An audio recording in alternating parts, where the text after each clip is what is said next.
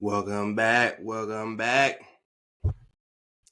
to our official second episode of Dogs on the Couch.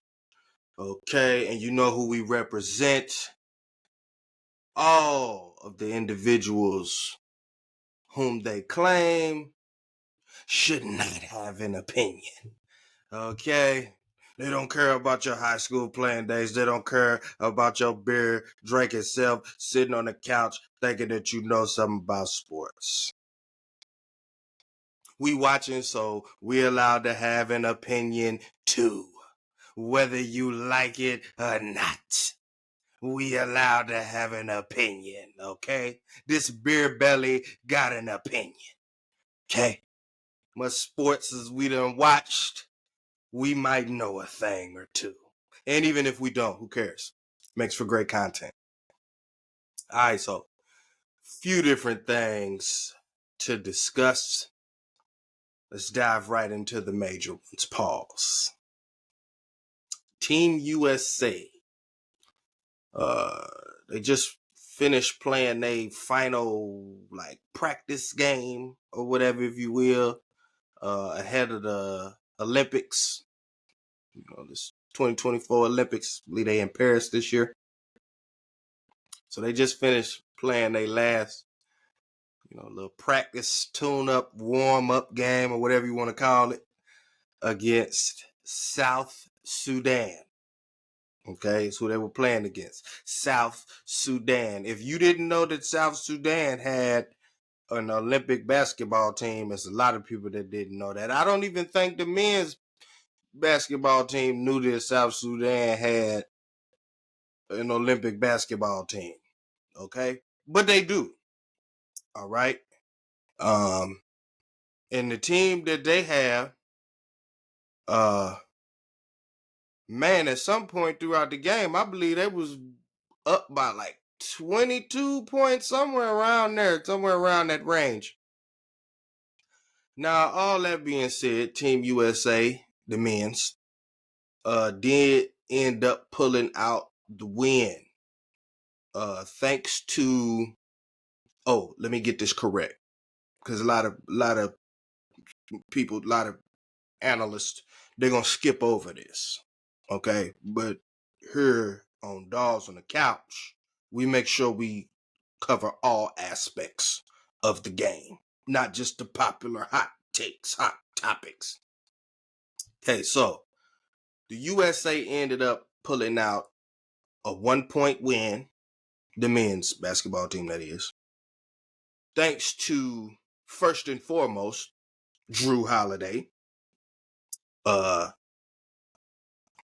Seemed like he was the only guy felt like it was important to play defense. So thanks, Drew. We appreciate you for playing defense. Cause that last little stretch right there, you had a couple key big time defensive plays. Okay, and got a bucket too. Crucial bucket, down that latter stretch part of the game. Drew Holiday was giving them all they could handle. Pause. Man, he was on their neck. Pause. Like he was going hard. Pause. Like, man, Drew Holiday looked like Drew Holiday. It looked like defense mattered to him. So thanks, number one, largely in part to him. And then secondly, Mr. LeBron James. Okay? Mr. LeBron James. Way to go, killer. Brian got the ball, and then he like, hey, give me the ball. Get out my way. All y'all, everybody. Halliburton, get out my way. Derek White, get out of my way. Give me the ball. Joel one leg Embiid. Give me the ball and get out my way. Move. I ain't trying to lose the South Sudan, because if we lose the South Sudan, the first person they're going to be looking at is me. They not finna be looking at you, Derek White. We lose the South Sudan, they're going to be like, oh, LeBron. See, it was LeBron. LeBron came. LeBron. So shout out to LeBron. LeBron was like, all right. Drew Holiday played all the defense. So Now we need a bucket. Give me the ball, man. Get out my way. Give me the ball. He ain't take no jumper neither. He ain't had time for that. He ain't had no time for that. He like, oh, nah, I'm about to go to the cup. Yeah, I'm about to go to the basket. Forget shooting the jumper. Give me the ball, man. Watch out. Get out my way. So thanks to LeBron, you know what I'm saying, having that driving layup with, I think, 8 seconds, left to go when he made the layup.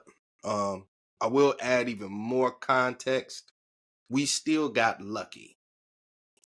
Because even with the spectacular defense by Drew Holiday, countered with the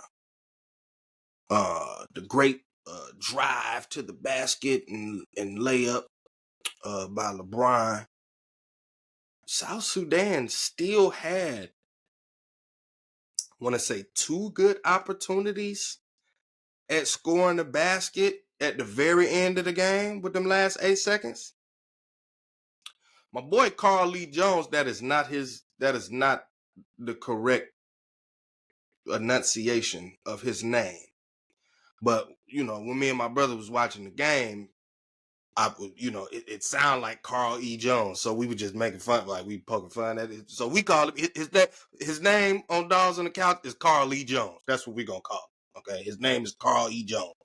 Okay. So the Carl E. Jones, who had a triple-double, mind you, by the way, triple-double, Carl E. Jones had him a triple-double on the U.S. Okay. So my man's was cooking.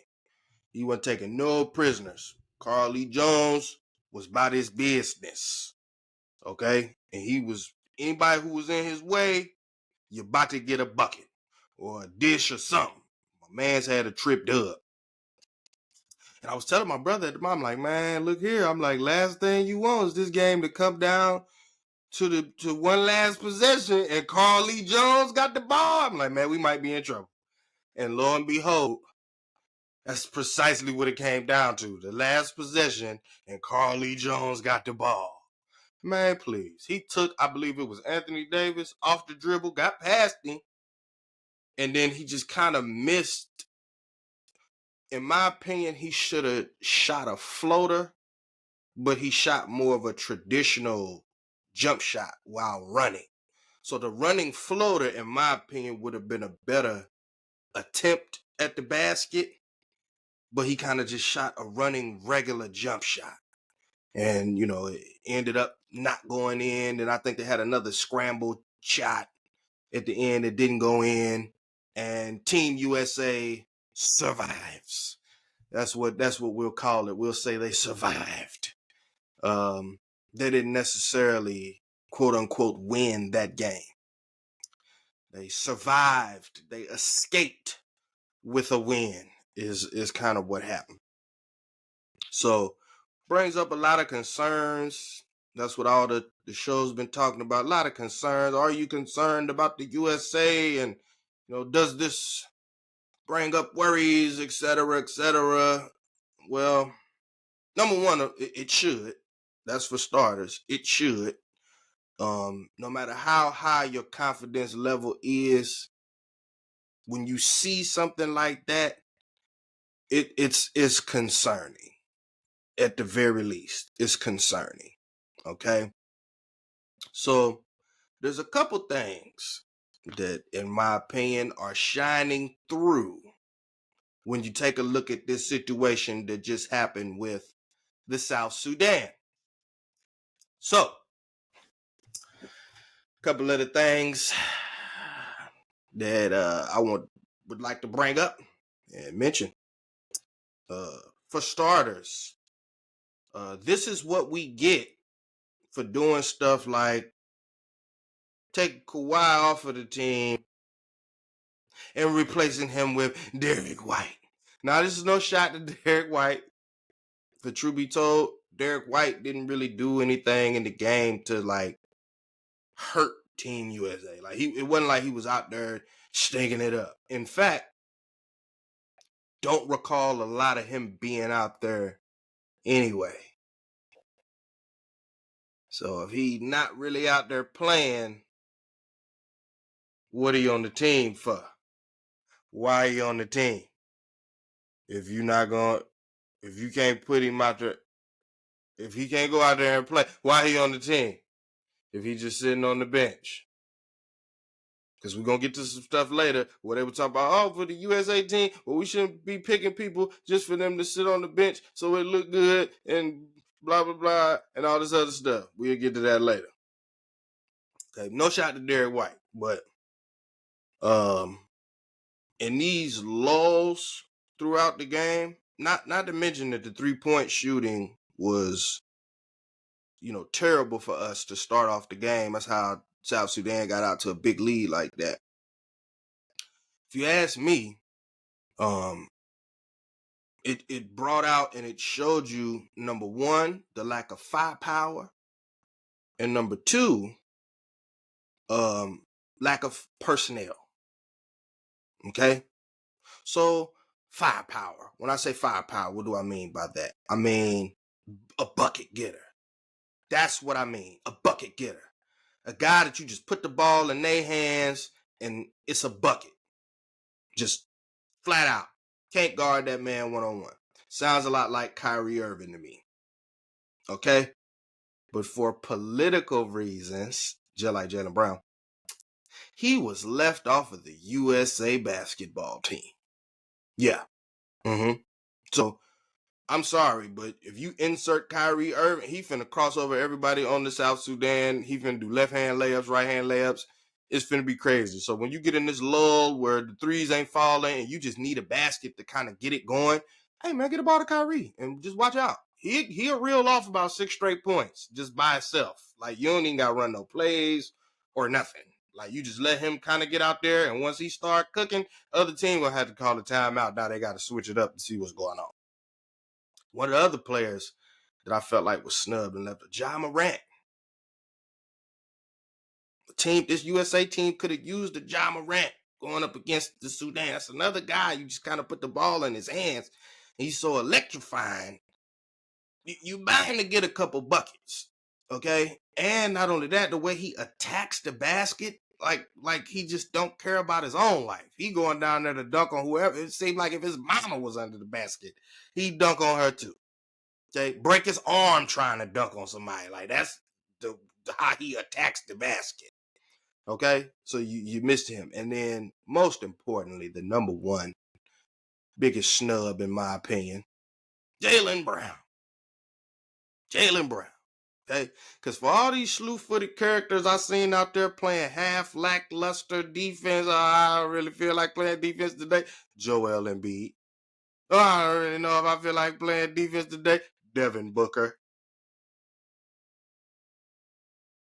I can't with Devin Booker. I kept asking my brother, I'm like, is Devin Booker? I'm like, he on the team, right? I'm like, is he out there? Is he playing? And then we see him, yeah, he got the headband. I'm like, well, maybe he need to take that headband off. Because that headband it's not doing you no good. It ain't doing it for you, bro. You need to take that headband off or something. I don't know. Because you got to pick a struggle, man. You can't be trash on defense and not getting buckets. Like, you got to pick a struggle. Okay? You can't struggle to get buckets and be trash on defense, getting cooked by South Sudan, getting cooked by Carl E. Jones. I'm sorry, bro. You got to pick a struggle. You can't do both of them. Okay? You got to pick a struggle, my man. Okay? So what's the easy fix for that? Instead of Devin Booker, I'd rather have Jaylen Brown. Forget Derek White. Instead of Devin Booker, I'd rather have Jaylen Brown. Because if you ask me, he's just the same offensively. I know Devin Booker's revered as this guy, because 3 years ago he scored 70 points in the game, something like that. Hey, bro, that was 3 years ago. And I know that if you ask me, ever since he lost in the NBA Finals, he has not been that level of Devin Booker since then. And truth be told, I wasn't all that crazy about that level of Devin Booker. They kept trying to make that man Kobe 2.0, just like they tried to make Jason Tatum Kobe 2.0. And I'm sorry, just these people are not Kobe. They not Kobe. I'm sorry, they not. They're not Kobe, man. Because Kobe not about to be out there playing half lackluster defense in the Olympics. Kobe about to be out there trying to prove a point. You from South Sudan. Y'all don't even have no indoor basketball courts over there. So guess what? I'm finna let you know it. You finna understand that when I'm guarding you, when I'm checking you, you finna understand, Man, over in the USA, you can tell they got indoor basketball courts over there. The way Kobe was just on me, Kobe ain't want me to do nothing. Kobe ain't even want me to be able to take 3 consecutive dribbles without picking my pocket. That's Kobe. Devin Booker not out there with that kind of intensity, not on defense. If he trying to jack a shot up, he probably intense with it. But as far as like being a defender, nah, he ain't putting that in there. But a Jaylen Brown though, oh yeah. Cause I seen what he do on defense when y'all make him mad, when you snub him and you tick him off. Cause you feel like, we ain't making you all defensive first team. He said, oh what? He like, all right, y'all ain't all defensive first team? Okay, watch this. I'm about to go lock up Kyrie and Luka. One-on-one. I don't need no help. We don't need no help defense. I'm about to one-on-one play defense, 94 feet, and I'm going to pick his pocket, too. Watch this. I'm going to pick his pocket clean. I watched him do that. And not only that, I watched him win Eastern Conference Finals MVP, the Larry Bird Eastern Conference. I hate that. I hate that. I hate those trophies, by the way. I hate that. We'll talk about that in a different podcast. I hate those. The Magic Johnson Western Conference Finals. What is that? Just another trash award to try to give somebody so that way you can say that today's players is better than the older players. Oh, he never won a Larry Bird Eastern Conference. Man, if they tried to give me, I'd be like, hey, Brad, with all due respect to the league and to Larry Bird and everybody else, I don't want this. I don't want it. Just give it to the organization.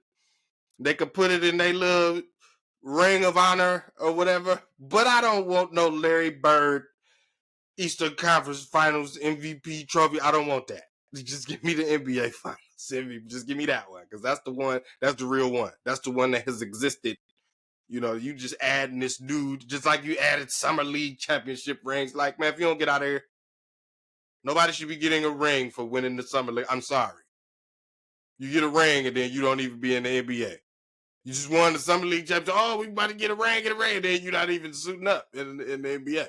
Make it make sense, man. Stop giving out accolades and participation awards. Stop it. Cut it out. Okay, that's the problem with USA basketball. We giving out awards for Summer League. Okay, I guarantee you they're not doing that overseas. They don't give you an award for just being there. I'm sorry, it don't happen. Okay, so Jaylen Brown was much needed. Also a player like again, Kyrie Irving, or Ja Morant. There are definitely a couple others that, just far as basketball talent, and us sending the best players, because that's what it used to be about once upon a time, 92, 96, that kind of thing. It wasn't about, oh, we have to do the guys fit together. It didn't matter if they fit together or not. They just picked the best players that we had and just sent them over there. And as far as the fit or whatever, they'll figure it out. Because when it comes to the men and the team and all that old type of stuff, the hierarchy automatically starts to take place. That's what happened in 92. Everybody might have came in with their egos, but when they got to practicing and playing, Magic and Bird and them other, they was like, hey, look, hey, yeah, Mike the one. We gonna let Mike, we gonna follow Mike. That don't mean we not who we are. It's just, you know what? It's Mike time now. We about to follow Mike. Y'all didn't have to pick the team. Only thing you had to do was, you knew how great Mike was and you wanted to mark it. So you like, Mike, you don't want Isaiah on the team? All right, we ain't gonna put him on. But that's it though. We gotta keep everybody else. Mike like, oh yeah, everybody else is cool. I just don't want him. You know what I'm saying? I just don't want him. We only need him. If you want me, he got to stay at home. And for Mike, you gotta understand that. Cool. But I don't think LeBron was like, hey, leave Jaylen Brown. I don't want him on the team. I want Derek White. I don't think LeBron was saying that. I don't think LeBron was like, we need another glue guy. I don't think LeBron was saying that. Okay. All right. If you look at LeBron history, he like to play with people that's sweet. He don't like to play with role players. He don't like that. Okay. All right. That's been the problem in LA. Role, because you keep bringing in these role players. And then, when he not good, Hachimura ain't good enough. Austin Reeves ain't good enough. All these other players, they not good enough. Okay, so Brown probably would have wanted Jaylen Brown. So hey, USA, y'all messed it up with y'all little stupid selection committee, man. Get back to who cares about the politics. We about to get the best NBA players from America that we have, and we sending them.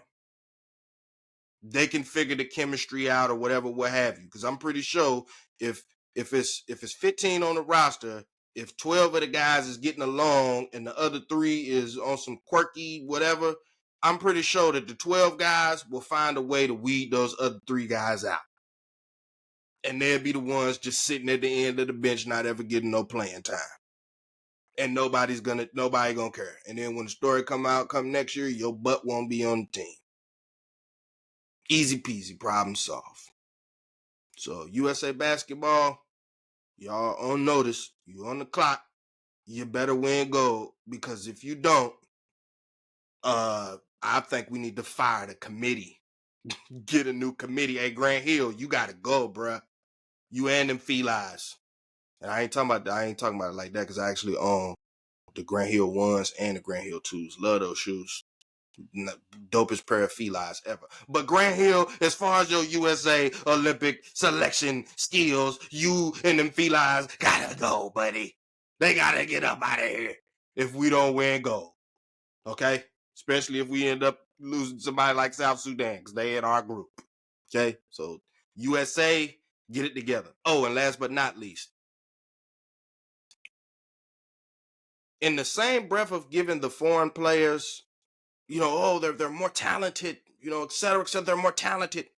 I agree, but only to a certain extent.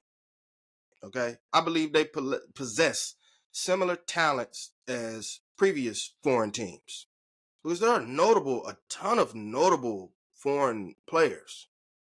Dragan Petrovic, like he was basically like Luka and all of them before Luka and all of them. Another one that I rarely ever hear anybody talk about is Oscar Schmidt. Absolute dog foreign player. I mean, he was a dog. He was a pit bull off the leash. Oscar Schmidt, woo-wee. Better look up some highlights about that man. So it ain't like foreign players wasn't like they didn't have talent. Like they never had no talent. Yeah, they've always had talented players. Always. The difference is they play real basketball. They don't play NBA basketball. So see, in the NBA, the focus is how many step back threes, how many travels can I put together and make this layup? How can I one-on-one shake this man and then do a sidestep, tween, behind the back, around dribble, step back, double step back, falling out of bounds 3, and then do this after I make the shot. That's what we do in the NBA over here in America. That's the style of basketball we play. I'm going to save all my energy so I can tween. Defense, I'm going to just kind of olay, and you know what I'm saying? And just look at them like, you ain't good enough. I dare you to make it. Then you come to find out these other guys in foreign countries, they've been working all their life. They were like, I've been training all my life to beat America. That's all I've been doing since birth. They done had me in, ain't no gyms in South Sudan. So since birth, they had him in the backyard with the hoop, with the goats in the backyard. I'm figuratively speaking. I'm making a joke, okay? I don't want nobody to take it personally. I'm just joking with this, okay? But that man from birth has been groomed. You gonna be on the South Sudan Olympic basketball team, and you gonna be on the one that beat Team USA. Okay, get back over here to South Sudan. You the man. You beat USA. You the man. You a king forever. They gonna remember you forever. So they playing hard, tough nose defense. Paul, they own it. They playing defense like their life depends on it. Cause in some countries it might. Okay, they get cooked. They might not be able to go back to their country. They go back. They be like, hey man, we seen how you let that American do you. Yeah, man, we not. Yeah, you can't come. You gotta apply for citizenship somewhere else, buddy. We not letting you back, bruh. You've been training all your life to do that? Nah, man. So As much as we saying, oh, they're just the talent level has gotten better, it's like, yeah, but the deciding factor isn't their talent level getting better. The deciding factor is they play a different brand of basketball, which they utilize full on effort. And that's for everything, not just for scoring. They put their effort into more stuff than just shooting a step back three, shooting a step back travel gathered three. They focus on all aspects of the game. They're not playing lackluster Olay defense. They don't want to let you get any buckets. I don't want to let you have anything. I'm diving on the floor for every loose ball. I'm diving out of bounds to save loose balls. I don't care. I'm playing this game like my life depends on it. That's the difference. Because hard work can definitely beat talent. Doesn't matter how talented you are. If you're not working hard and then combining it with the talent, you can be beat by hard work 7 out of 7 days. Okay, so let's make sure we remember that. Okay, we play a different brand of basketball. We out there looking for fouls. When the other team, I don't care if you foul me or not, I'm about to get this bucket. My life depends on it. Not out here looking for no foul call. I don't care if the ref called a foul or not. I'm about to ball. That's what Carl Lee Jones was doing. My boy got a trip dub. He like, I don't care if LeBron, I don't care who I heard. Watch me hoop. Get out my way. I'm balling. Okay? Now, which leads me to the next topic here. WNBA had their All-Star game. Spectacular All-Star game. Now, I think people we stretching on social media, we stretching it. Oh, it's the best All-Star game ever. Stop that. You stop it. Stop that. Everything is, soon as it happened, oh, this is the best ever. You stop that. It's not the best All-Star game ever. It's not. It's close. But it's not. Okay, just off the top of my head, I believe it was in 03, I think, in the NBA. I believe that was Michael Jordan's last All-Star game. And then it came down to the final shot, and then I think Mike hit the shot at the end of the game, I think, to put his team up what looked like was going to be the game winner, but then I think somebody else hit a bucket, tied the game, then it going to overtime. It was crazy, but it was the nostalgia of it as well. Because it was like old Michael Jordan, you know what I'm saying? And it came down to a Michael Jordan moment where everybody knows with Michael Jordan in the final seconds who you want with the ball in your hand. Oh, Michael Jordan got the ball, and it's the All-Star game, and he's the old man, and he can't do it no more, whatever. Man, please. Mike got the ball. Man, went to the side, almost to the corner a little bit, turned around, shot that fade away, and whoever face it was, might have been Sean Marion, I forget. Shot that ball, and whoever face it was, Michael Jordan. Michael Jordan. It was nostalgic, and not to mention the game itself was just good. It was competitive. Like they were actually playing against one another, not just, well, let me move out the way, man. And hey, you want to shoot from over there? Go ahead. I'm gonna run back down this way, and you go ahead. Y'all throw alley-oops. We'll do whatever you want to do. So, best All-Star game ever? No. Top 5, top 10? Yes, I would agree. It definitely washes the recent history of the men's, the NBA All-Star game. They made a mockery of the men's All-Star game. They made a mockery of the NBA All-Star game. Okay? Because as far as I'm concerned, I don't need to watch any more NBA All-Star game. Let me watch the WNBA, as far as I'm concerned. Let me watch their All-Star game. If they playing like that, putting on a show like that, they playing with that kind of intensity, like I want to beat you. Okay, well, I want to watch them. Let me watch them play. I don't want to watch the NBA. Y'all go ahead. Matter of fact, you can just cancel the whole All-Star weekend. You can just cancel it. Because it used to be the actual All-Stars were competing in the stuff. That's why you wanted to see it. Because the people who were selected as All-Stars also competed in the dunk contest. They also competed in the three-point contest. Now what we do is we select a bunch of All-Stars and then we pick other random weird people to compete in the contests. We pick the All-Stars, but then in the slam dunk contest, we got a G League guy in there. No matter how good he is at dunking, all due respect, I don't want to see you, bruh. Because if I wanted to see you, I'd watch your G League games. But I don't. So if I ain't watching them, bro, I don't want to see you right now. This supposed to be the best of the best in the NBA, not the G League. So kudos to the WNBA for putting on a spectacular performance, a spectacular showcase in that WNBA All-Star game. I can't talk highly enough about that WNBA All-Star game. Oh my goodness, man. And it was just one little stretch because the Arika Agumbawale, I think is how you say her name, Arike Agumbawale. I believe that's how you say her name. Okay, I'm trying to get it right because she deserved it. It was at one point she was just, because first of all, she was on another level by herself, splashing threes. I'm talking about she just, and then the bag she was in too, because it wasn't like she was just threes just open. She out there, boom, boom, boom, boom, boom, boom, boom. Get that in your face. Boom, boom, boom, boom, boom, boom, boom. Step. I'm like, ooh wee. At one point, it was somebody on the other team. They were just going back and forth. Three this way, then a three the other way, then a three this way, then a three the other way, and then a three this way. Then they came back down here, lay up in a foul. I'm like, this is entertainment. This is how you do it.